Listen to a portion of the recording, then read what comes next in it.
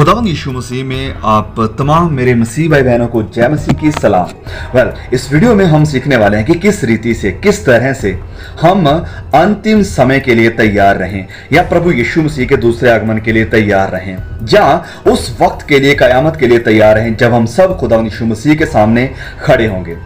तो ये मैसेज बहुत ही जरूरी है और बहुत ही महत्वपूर्ण है आप सभी मेरे मसीह भाई बहनों के लिए, क्योंकि आज इस मैसेज में हम इन परमेश्वर के 2 वचनों से सीखने वाले हैं और इन वचनों की गहराई से स्टडी करने वाले हैं और जानने वाले हैं कि किस तरह से हम अपने विश्वास की दौड़ को दौड़ें और किस तरह से संसार की तरफ से आने वाली लज्जा, बेइज्जती और इन सब चीज़ों का सामना करें, ताकि हम जैसे खुदावंद यीशु मसीह ने इस पृथ्वी के ऊपर रहते हुए अपना वक्त गुजारा और फिर अंत में पिता परमेश्वर के सिंहासन के ऊपर जाकर बैठा, इसी तरह से हम भी उसी की तरह इस पृथ्वी के ऊपर वक्त गुजार कर उसके साथ सिंहासन के ऊपर जाकर बैठें या उसके आनंद में जाकर शामिल हो जाएं। तो चलिए सीधा जाते हैं परमेश्वर के वचनों से और पढ़ते हैं इब्रानियों अध्याय 12 वचन 1 से लेकर 2 तक में। Hebrews chapter 12 verse 1 to 2। So please ध्यान से सुनिए इन वचनों को। अगर आपके पास बाइबल है आप उसे खोल सकते हैं, उसे हाईलाइट कर सकते हैं जो वचन मैं आपके लिए पढ़ने वाला हूं। तो लिखा है यहाँ पर, इस कारण जबकि गवाहों का ऐसा बड़ा बादल हमको घेरे हुए है, तो आओ हर एक रोकने वाली वस्तु और उलझाने वाले पाप को दूर करके वह दौड़ जिसमें हमें दौड़ना है धीरज से दौड़ें और विश्वास के कर्ता और सिद्ध करने वाले यीशु की ओर ताकते रहें, जिसने उस आनंद के लिए जो उसके सामने धरा था लज्जा की कुछ चिंता ना करके क्रूस का दुख सहा और सिंहासन पर परमेश्वर के दाहिने जा बैठा। ऑलराइट, तो अब हम सबसे पहले बात करते हैं इस पहली लाइन की जो यहाँ पर लिखी हुई है कि जबकि गवाहों का एक ऐसा बड़ा बादल हमको घेरे हुए है। अब बहुत सी थ्योरीज या आइडियाज हैं इस वचन को लेकर, इस गवाहों के बड़े बादल को लेकर कि ये कौन लोग हैं, ये क्या लोग हैं।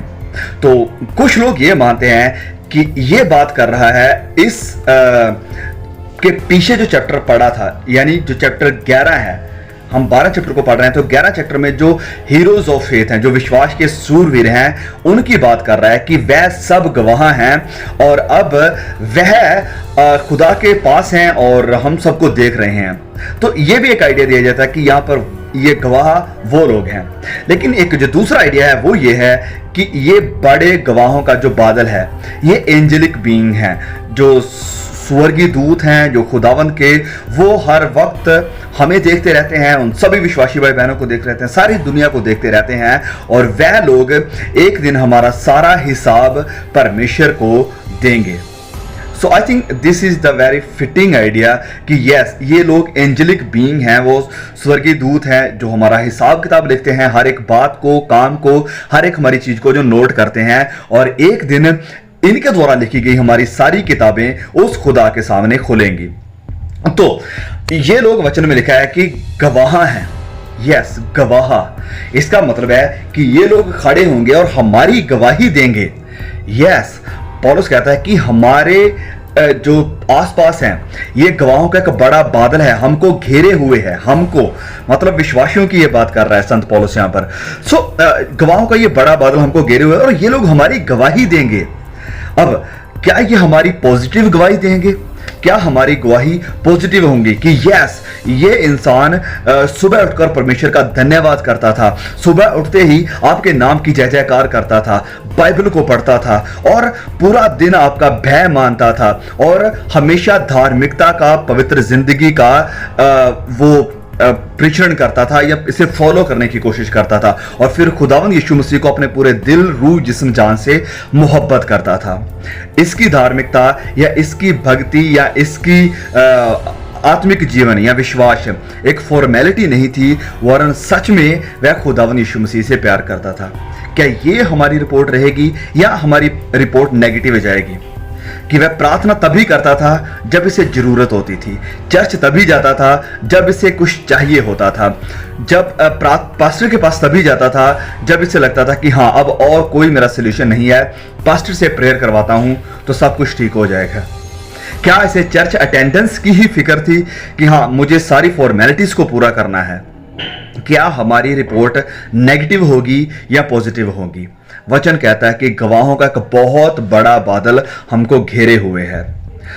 मैं चाहता हूं कि हम इस बात को समझें कि ये गवाहों का बड़ा बादल आपको, मुझे हर वक्त घेरे हुए हैं। यस, हमने गुनाह किए, गलतियां हुई, लेकिन अभी हमें ये बात समझने की ज़रूरत है कि हमारी हर एक रिपोर्ट को नोट डाउन किया जा रहा है। हमारे हर एक काम की, बात की, हमारे लफ्ज़ों की एक रिपोर्ट तैयार हो रही है। और वो रिपोर्ट आप किस तरह की चाहते हैं? क्या आप चाहते हैं कि आपकी रिपोर्ट पॉजिटिव हो या आप चाहते हैं कि आपकी रिपोर्ट नेगेटिव जाए? आज से ही खुदावंद यीशु मसीह का भय अपनी ज़िंदगी में रखें, उससे प्यार करें। हर वक्त जानें कि आपके इर्द गिर्द गवाहों का एक बड़ा बादल हमेशा घूम रहा है। आगे वचन में क्या लिखा है? आगे लिखा है, तो आओ हर एक रोकने वाली वस्तु और उलझाने वाले पाप को दूर करके, आओ रोकने वाली वस्तु और उलझाने वाले पाप को दूर करके। अब हिंदी में इसकी ट्रांसलेशन आई थिंक सही नहीं हुई है। इंग्लिश में क्या लिखा है? अब अगर आप इंग्लिश में पढ़ेंगे तो आपको बिल्कुल क्लियर हो जाएगा। इंग्लिश में लिखा है, let us lay aside every weight and the sin which so easily ensnares us. लिखा है कि late us lay aside every wait. अब ये वर्ड एग्जैक्टली ट्रांसलेट नहीं हुआ है हिंदी में। एवरी वेट का मतलब है कि हर तरह का बोझ, हर तरह के बोझ को हम परे करें, साइड करें। एंड द सिन, और हर उस गुनाह को जो हमें उलझाता है, इंस्नेयर करता है, हमें अपने जाल में फंसाता है, उसे परे करें ना। अब ये जो गुनाह है ये हमें खींच सकता है, हमें परमेश्वर से दूर लेकर जा सकता है और लेकर जाता भी है। लेकिन there are also things that may not be sin. कुछ ऐसी चीजें भी हैं जो शायद पाप नहीं हैं, जो हमें लगे कि ये गुनाह नहीं है। और ये जो चीजें हमें लगता है गुनाह नहीं है, वह हर तरह का वेट है, हर तरह का बोझ है, हर तरह का बोझ। They may not be sin, but they are merely hindrances that can keep us from running effectively the race that God has for us. ये जो वेट है, ये जो भारी वेट है, ये हो सकता है कि हमारे लिए कोई रुकावट का कारण बन जाए कि हम उस दौड़ को जो खुदावंद यीशु मसीह ने, जो परमेश्वर ने हमारे सामने रखी है, उसे इफेक्टिवली या अपने पूरे रूह जिस्म जान से दौड़ने में नाकामयाब रहें। किसकी वजह से? गुनाह की वजह से नहीं, लेकिन इस बोझ की वजह से, बोझ की वजह से जो कि हमारी चिंता हो सकती है। वो बोझ आपको अपने बच्चों के फ्यूचर का बोझ हो सकता है, वो बोझ पैसे का बोझ हो सकता है, किसी भी तरह का बोझ ये हो सकता है। और हर तरह के बोझ को परमेश्वर का वचन क्या कहता है? परमेश्वर का वचन कहता है कि ले असाइड, कि इस हर तरह के बोझ को आप साइड कर दो, आप परे कर दो। और हर एक गुनाह को भी, अब गुनाह, मसीही होते हुए हम गुनाह से भरी जिंदगी नहीं गुजार सकते हैं, क्योंकि ये गुनाह हमें परमेश्वर से दूर लेकर जा सकता है। दो चीजों की पौलुस ने बात करी है। एक उसने बात करी है भारी बोझ की, और एक उसने बात करी है गुनाह की। गुनाह हमें परमेश्वर से दूर लेकर जाता है, और ये जो भारी बोझ है, चिंता है हमारी जिंदगी में, ये हमें परमेश्वर के साथ इफेक्टिवली दौड़ने से रुकावटें पैदा करेंगी, हमारे लिए रुकावट का कारण बन सकती है। अंडरस्टैंड कि हमारी जिंदगी में कोई वेट तो नहीं है, कहीं किसी बोझ को उठाकर तो हम नहीं चल रहे हैं। अगर हैं तो परमेश्वर हमसे कहते हैं कि अपनी सारी चिंता, अपना सारा बोझ उसके ऊपर डाल दो, उसे तुम्हारा फिक्र है। जब वो हमारी फिक्र करने वाला है, जब वो हमारी चिंता करने वाला है, तो फिर हमें अपनी चिंता, अपना बोझ, अपना सारा वेट इस खुदावंद यीशु मसीह को दे देना चाहिए। और दूसरा, अगर हमारी जिंदगी में कोई गुनाह है, कोई पाप है, तो हम पश्चाताप करें, तौबा करें, इस गुनाह के ऊपर जीत पाने की, इसके ऊपर फतेह पाने की कोशिश करें। और अगर हम नाकामयाब हो रहे हैं तो प्रार्थना में बैठिए, क्योंकि आप या मैं अपने बल से ये नहीं कर सकते हैं। हमें जरूरत है पवित्र आत्मा की, प्रभु यीशु मसीह की सामर्थ की, क्योंकि वो आत्मा जब हमारे आत्मा के साथ जुड़ेगा तो ये हमारी मदद करेगा कि हम हर तरह के गुनाह से तौबा करें, जीत पाएं और इससे नफरत करना शुरू कर दें। तो ये वचन कह रहा है कि आओ हर एक रोकने वाली वस्तु और उलझाने वाले पाप को दूर करके, पाप को दूर करके। तो ये जो अपील हो रही है, जो बात की जा रही है, जो लिखने वाला कह रहा है, वो हमें कह रहा है, यानी विश्वासियों को, मुझे और आपको। हम अक्सर अपने गुनाह की वजह शैतान को बनाते हैं, उसके दूतों को बनाते हैं, लेकिन ये अपील परमेश्वर का वचन शैतानों को नहीं कर रहा है, हमें कर रहा है। We can not blame the demons. हमें अपनी जिंदगी से हर एक बोझ को परे करना है और हर एक गुनाह को अपनी जिंदगी से दूर करना है। यह समय पवित्र आत्मा की जरूरत है, जैसे मैंने पहले ही कहा है। So we can not blame the demons, that is what I wanted to make very clear. Now आगे लिखा है, ये दौड़ जिसमें हमें दौड़ना है, धीरज से दौड़ें। ये दौड़ जिसे हमें दौड़ना है, धीरज से दौड़ें। सो धीरज है जिसकी बहुत ज्यादा जरूरत है इस दौड़ को, इस रेस को पूरा करने के लिए, जिसमें हम सब दौड़ रहे हैं। हम सब, पौलुस वे लिखने वाला अपनी भी बात कर रहा था। वह कह रहा कि हमें दौड़ना है। इसमें सब मसीही शामिल है। जितने भी मसीही हैं, जितनों ने प्रभु यीशु मसीह के ऊपर विश्वास किया है, वह एक दौड़ का हिस्सा है, एक रेस का हिस्सा है। हमें we all have a race to run। हम सब के पास एक दौड़ है, एक रेस है जिसमें हमें दौड़ना है। फिर दूसरा वचन जो हम देख रहे हैं वो है धीरज, यानी endurance. Endurance translates the ancient Greek word hypomone। ये जो वर्ड यूज किया गया है एंड्योरेंस, इसका जो ग्रीक वर्ड है वो है hypomone, और जिसका सिंपली मतलब ये नहीं है कि आप आराम से बैठो और जो भी आपके साथ आ रहा है, आपके सामने आ रहा है, बस उसे एक्सेप्ट करते जाओ, उससे स्वीकार करते जाओ। वरन इस वर्ड hypomone यानी एंड्योरेंस का मतलब है कि धीरज के साथ, डिटर्मिनेशन के साथ, बिना हरी के, बिना अंडरलाइन के, मतलब बिना डर के साथ उन सब चीजों का बेझिझक सामना करना, और उन आने वाले कष्टों की वजह से, आने वाली पीड़ा की वजह से, जब हम दौड़ में दौड़ रहे हैं तो हम तकलीफ तो होगी, लेकिन इसे सहना है धीरज के साथ, सब्र के साथ, एंड्योर करना है। ये है असल मीनिंग इस वर्ड एंड्योरेंस का। पॉल इसमें अपने आप को भी शामिल कर रहा है। वह कह रहा है कि हमें दौड़ना है, और फिर दूसरे वह एक वचन में कहता है कि मैंने अपनी दौड़ पूरी कर ली है। मैंने अपनी दौड़ पूरी कर ली है। और ये जो शब्द है दौड़, इंग्लिश में रेस, ये एक एंशिएंट ग्रीक वर्ड से लिया हुआ शब्द है, और जो ग्रीक वर्ड है इसके लिए वो है एगोना। एगोना वही शब्द है जिससे हमें हमारा इंग्लिश वर्ड एगोनी देखने को मिलता है, और इसका असल में मतलब है कि पीड़ा, दर्द या एक संघर्ष। ये संघर्ष किसी भी तरह का हो सकता है, और ये संत पौलुस का एक, हम कह सकते हैं कि फेवरेट वर्ड है। वो बार बार अपनी कई पत्रियों में, अपने कई लेटर्स में इस वर्ड का इस्तेमाल कर चुके हैं। तो ये वचन कह रहा है कि हर एक रोकने वाली वस्तु और उलझाने वाले पाप को दूर करके एक ऐसी दौड़ दौड़े जिसमें हमें सबको दौड़ना है, और धीरज के साथ दौड़ें, धीरज के साथ। फिर आगे वचन 2 को हम पढ़ते हैं, तो यहां पर लिखा है कि विश्वास के कर्ता और सिद्ध करने वाले यीशु की ओर ताकते रहें, जिसने उस आनंद के लिए जो उसके सामने, उसके आगे धरा था, लज्जा की कुछ चिंता ना करके क्रूस का दुख सहा और सिंहासन पर परमेश्वर के दाहिने जा बैठा। Now our ultimate example is Jesus Christ. हमारी जो एक परफेक्ट उदाहरण है वो है खुदावंद यीशु मसीह। विश्वास के कर्ता, सिद्ध करने वाले यीशु की ओर वचन में लिखा है कि ताकते रहें, देखते रहें। आप इस स्क्रीन को देख रहे हैं और अपनी आत्मिक आंखों से वचन कहता है कि हमेशा उसकी ओर ताकते रहें।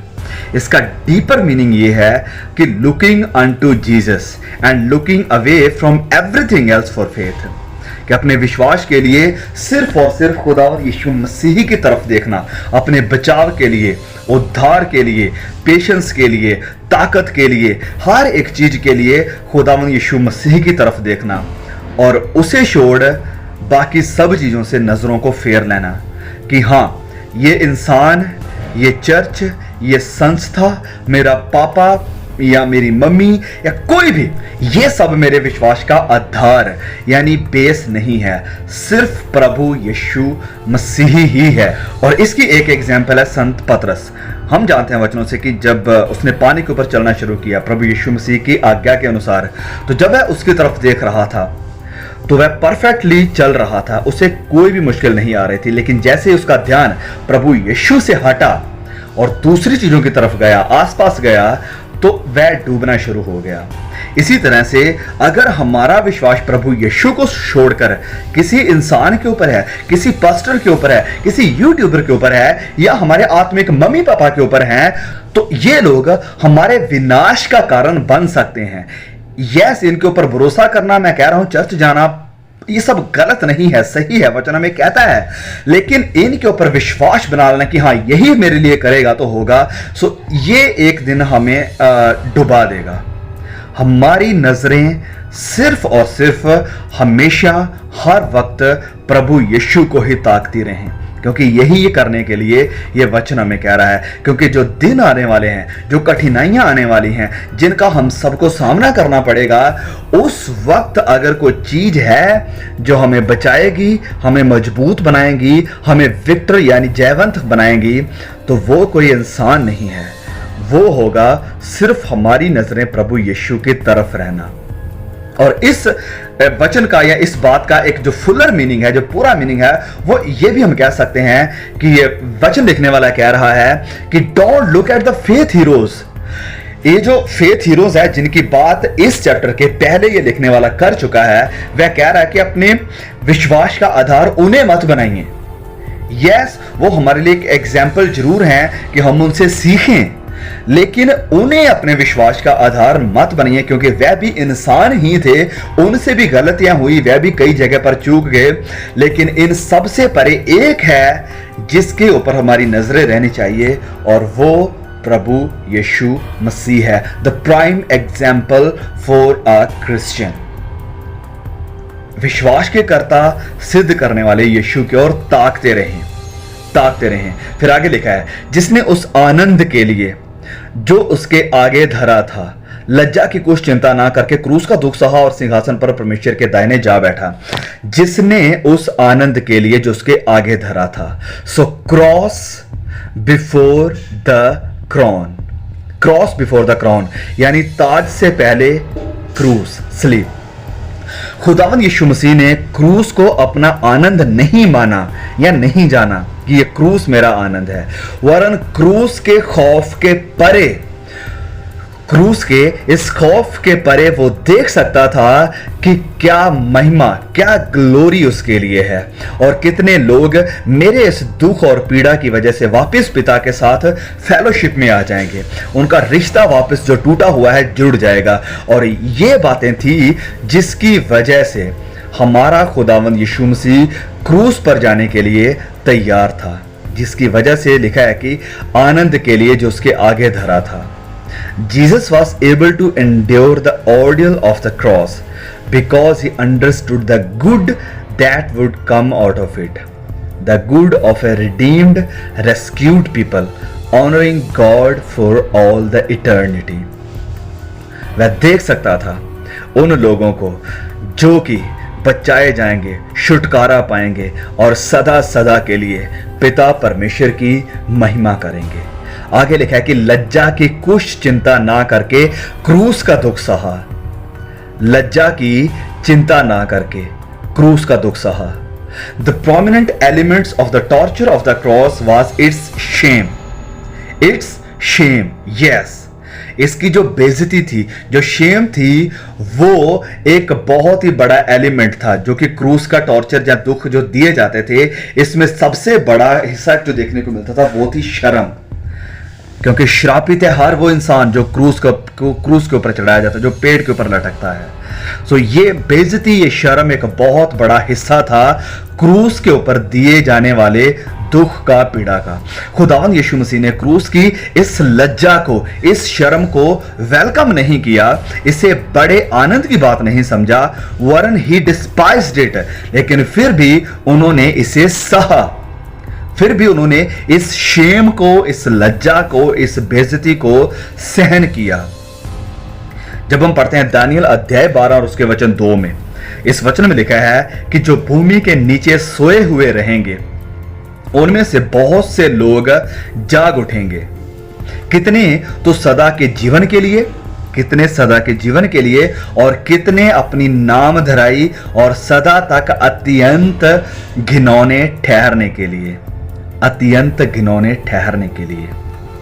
तो शेम यानी घिनौने ठहरना नरक की खौफनाक मौत का एक एस्पेक्ट है, एक हिस्सा है, और प्रभु यीशु ने हमारे लिए इस घिनौने ठहरने को सहा ताकि हमारे उद्धार का, हमारे छुटकारे का जो काम है उसे पूरा कर सके, उसे पूरा कर सके।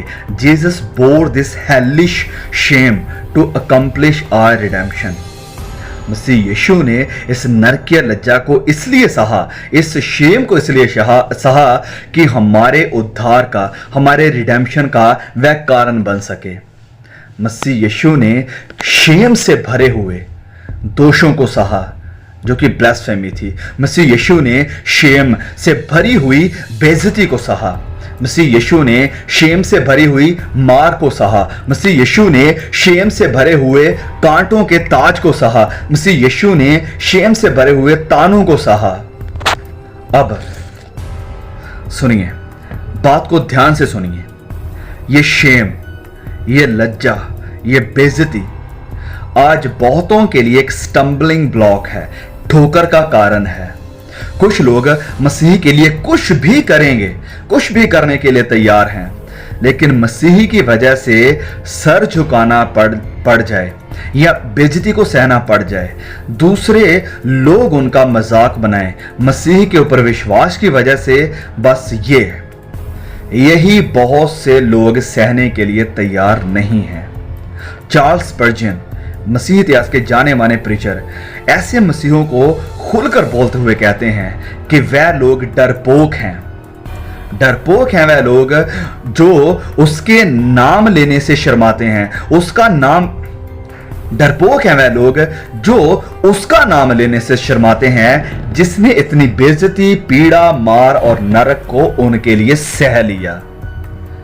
मत्ती अध्याय 10 वचन 32 और 33 में प्रभु यीशु कहते हैं कि जो कोई मनुष्यों के सामने मुझे मान लेगा उसे मैं भी अपने स्वर्गीय पिता के सामने मान लूंगा, पर जो कोई मनुष्यों के सामने मेरा इनकार करेगा, जो कोई मनुष्यों के सामने मेरा इनकार करेगा, मैं भी अपने स्वर्गीय पिता के सामने उसका इनकार करूंगा। क्या आप मसीह यीशु की वजह से आने वाली शेम, लज्जा, बेइज्जती से डरते हैं? क्या आप इस शेम की वजह से मसीह यीशु के नाम को इग्नोर करते हैं, उसका नाम लेने से डरते हैं? सच में मसीह होते हुए आपके लिए यह कितनी शर्म की बात है कि हम ये कहने के लिए तैयार नहीं कि मैं क्रिश्चियन हूं, मैं यीशु के ऊपर विश्वास करता हूं। या क्या आप मसीह यीशु के लिए क्रूस, जो कि मौत को दर्शाती है, और मसीह की वजह से आने वाली शेम, क्रूस को यानी मौत को और शेम को सहने के लिए तैयार हैं? क्या मसीह यीशु को बिना शर्माए कबूल करने के लिए आप तैयार हैं? तो ब्लेस गॉड, आपके लिए खुदा के पास बड़ा इनाम है, बिकॉज क्रूस कम्स बिफोर द क्रॉन। जैसे मैंने पहले ही कहा था कि क्रॉन के पहले, ताज के पहले लज्जा है, शेम है, क्रूस है।